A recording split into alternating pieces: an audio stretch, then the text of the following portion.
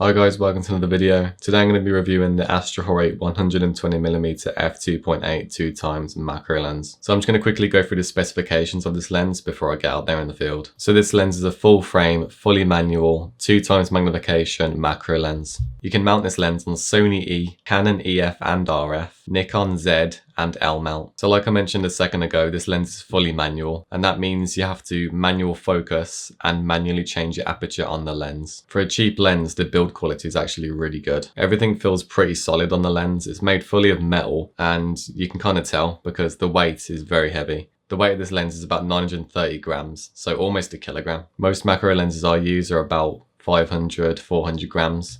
So this is almost double the weight of my typical macro setup. Although the construction of this lens is very great, it doesn't have any weather sealing. But typically I use this setup with a diffuser, so the diffuser kind of protects the lens and camera from rain anyway. The focus on this lens is really smooth. It goes from 2x magnification all the way to infinity. So as well as macro shots, you can use this for portraits, landscapes, or any other normal type of photography. The aperture ring on the lens goes from f2.8 all the way to f22. And the lens also has these weird holes here, which I was a bit confused about when I first saw the lens. And then I found out they're actually mounting holes. So if you want to adapt any lights or some sort of system onto the end of your lens, then you can do this with these holes here. Here in the UK, this lens is priced at £257, which is about 340 American dollars. I think that's enough talking, so let's get out there and get some photos with this lens. So I'm out in the field now with the lens, and as you can see, I've got this flash and diffuser setup, and the reason I'm using that is because I'm going to be using apertures like f8 and f11, which means it's going to be really dark and there's going to be not much light at all. So I want to use a flash to introduce more light into my scene. I will get some images without the flash as well, just so you can see how the lens performs by itself. And I'll also be doing an aperture test, so I'll compare all the apertures on 1x magnification and 2x magnification. So I'll just quickly mention what gear I shoot on. So you know what the lens is, of course. Camera body, I've got the Canon R6 mirrorless full frame camera. Flash, I've got the Yongnuo YN560 Mark III. Diffuser, got the Cygnus Tech diffuser. And all of this equipment will be linked in the description, and those will be affiliate links. So if you buy through them, then I'll get a small bit of money at no extra cost for you, and that will help support the channel. But with that said and done, let's go out there and get some photos. I don't know if you can see it very well on camera, but there's a nursery web spider just down there. So we're gonna get a few shots of that. It looks like it's in quite a easy spot. Right now it's underneath the leaf, but if I just be patient, I'm sure it will come out a little bit. And it is pretty big, so I think I will shoot around 1x magnification, or just slightly more magnified than that, maybe 1.25. Okay, I think that should do for that shot. So right there, you can see the crab spider on that little bit of stinger. And it's very small. It's probably smaller than the average crab spider I find. So settings wise for this shot, I've got 1/200 shutter speed, f11, ISO 200 and 1/4 on the flash. Cool, I think we got some nice shots there. The spider was quite cooperative, wasn't moving around too much. Right here we've got quite a cute looking shield bug, and it's facing straight towards me. So I'm shooting this shot at 2x magnification at f11, and I can only get one eye in focus unless I line up the focal plane, so I have both eyes on the same focal plane, or potentially shoot at different angles like a top-down angle, and that might get more of the subject in focus. So something like that will get a lot more of the subject in focus, and I've got both eyes in focus as well. So right here we've got a brown dock beetle, and I always mistake these for shield bugs because they look pretty much identical. But these are usually quite slow and easy to photograph, although it's just gone underneath a leaf right now, as I said that. But we'll wait around and see what we can do, see what photos we can get of this.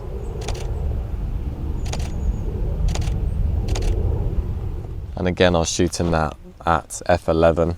But this time I was using 1/60 because I wanted to slow my shutter speed a bit so I could get some more colour in the background. And I was using ISO 400 because it was a little bit darker here, and 1/8 on the flash. Pretty much the only reason I was raising my ISO is so I don't have to increase my flash power to something like 1/1, 1/2. I want to keep it quite low so I don't drain all my battery on my flash. Wow, look at the size of that plane. So right here we've got a tiny little bumblebee, and it's been pretty chill. I've being off camera photographing this, and I didn't think I'd have time to actually set the camera up, but I've been here for about 5 minutes now and it's still chilling here. Seems pretty chill.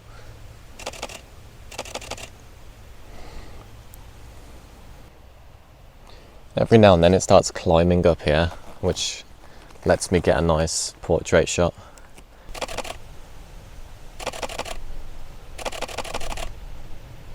Cool, I think that'll do for the bee shots. I've got plenty of shots there. Probably the most cooperative bee I've ever photographed. And I believe this is a carder bee. If I'm wrong, please correct me in the comments, but yeah, I'm not the best at identifying bugs. So right here I've got a couple fruit flies mating. Don't know if you can see it because they are pretty small. And they are kind of orangey in colour, so I think green will be quite nice for a background. I was going to use that yellow flower, but I thought because they're orange, I want to use something that's going to contrast the colour of the subject.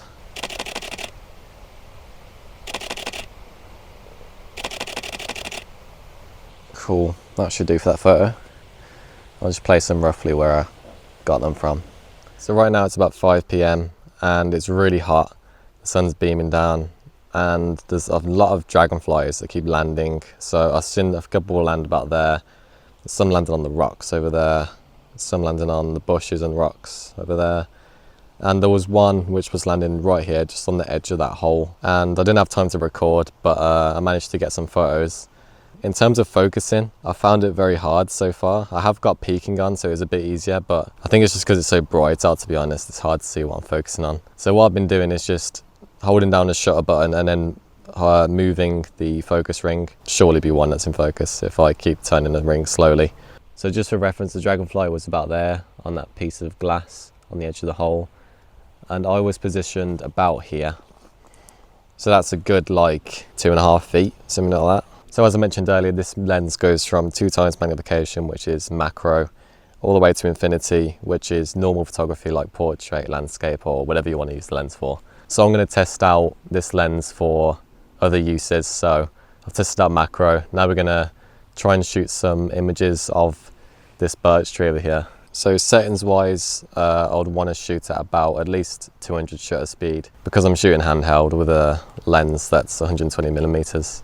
So while I was waiting for the light to come out from the clouds and light up the birch trees, I turned around and noticed a white butterfly. You can probably see it there. It's flying around just a bit higher now. I shot it at f8 and 1/400 shutter speed. But again, mentioning the working distance, I never get pictures of butterflies because my typical setup doesn't have a great working distance, and that means I get too close to the butterfly to the point where I scare off the butterfly before I can even get a picture. So one thing which is a bit weird is that usually on a lens that goes to infinity, you wouldn't have to go all the way to infinity to get your subjects in focus, and I'm only just getting the tree in focus as it touches infinity.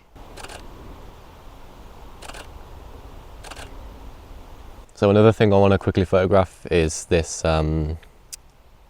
bramble. It's a bramble in it, I think.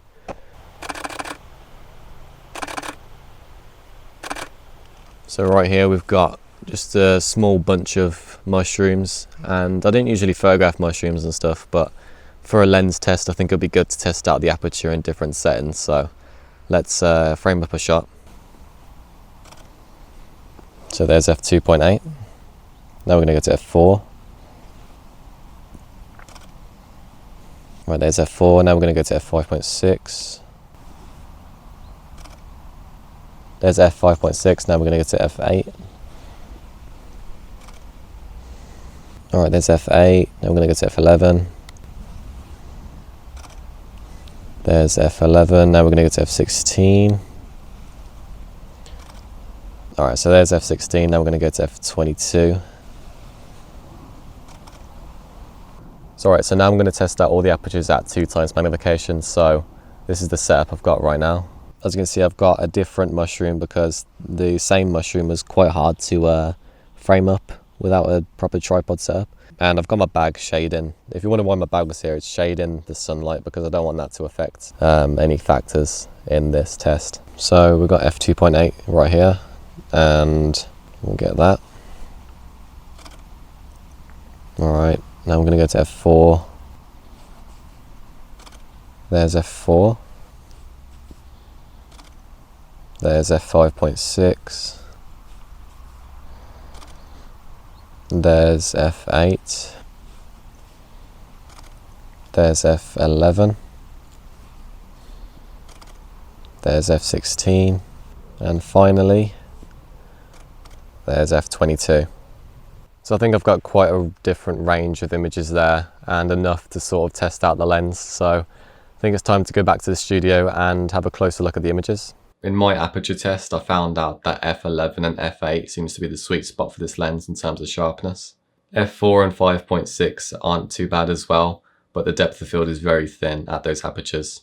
f2.8 is quite soft, but you'd kind of expect it to be soft because it's the lowest aperture, and typically on most lenses, the lowest aperture is quite soft. Also, the depth of field at f2.8 is extremely thin, so I probably wouldn't even shoot at f2.8 anyway. f16 and f22 on this lens, you start to see diffraction, and I remember when I was shooting at f16, I thought, why are my images out of focus? I kept on thinking I was missing focus, but it was actually just the extreme effect of diffraction in the image. So I shot most of my images at f11 because I found this to be the optimal aperture on this lens. So one thing I really like about this lens is the working distance. A lot of the time when you're working with live subjects like insects, you don't want to get too close because you'll scare them off and you won't be able to get a picture. But because of the long focal length of 120mm, you actually have a great working distance. I did some measurements, and at 1x magnification, you have a working distance of 6.7 inches. And at 2x magnification, you have a working distance of 4.6 inches. This working distance made it a lot easier to photograph subjects that are usually quite skittish. A couple examples of this are the butterfly and dragonfly shots I got. I'm pretty sure I shot these two images slightly below 1x magnification, and that's because I didn't want to get too close. I was a bit scared that they were going to fly away. The images seemed to fill the frame, and I could crop in if I wanted to anyway because it's shot on full frame and it's got nice quality.